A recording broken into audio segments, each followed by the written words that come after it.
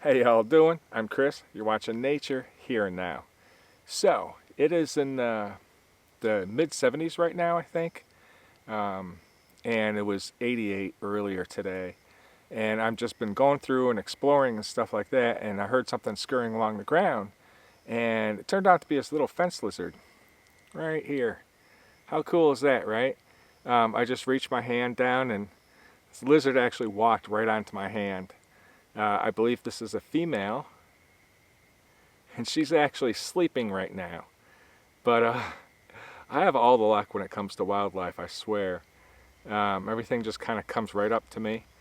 And it's like that snake in the previous video, came onto my lap and just laid there for a little while. This lizard is literally sleeping right now.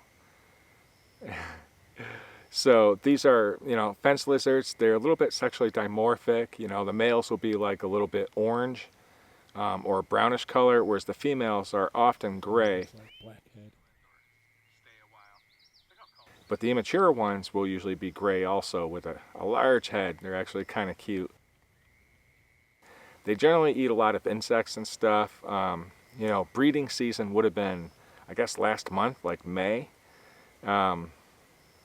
And they usually are active during the day. They're a diurnal species. They gather at sunlight, and you'll hear them running up the trees and along the ground. You can hear their little claws just scratching up the trees.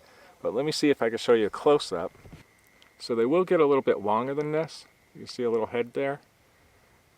So the males during breeding season will have this beautiful iridescent cobalt blue along the sides of their neck and on their undersides, going down the flank of their body, like right along here and often on their chin. The males have that beautiful blue, and when the sunlight hits it, it's very striking. I mean, it looks like, jewelry. It's very iridescent. It's like metal. And watching them, during courting and stuff, the males will often bob their heads up and down, just like many of the lizard species. And I don't know. I mean, they've got very long claws. Maybe I can show you what their claws look like, which are perfectly suited for climbing the trees. Anyways, I'm willing to bet that this lizard is actually hanging out on me because my hands are warm. But again, everything seems to just kind of sit on me. It doesn't really mind, me interacting. Not that I recommend you ever handle wildlife. Anything with a mouth can bite. It causes undue stress for the animals, and sometimes you can get harmed doing it.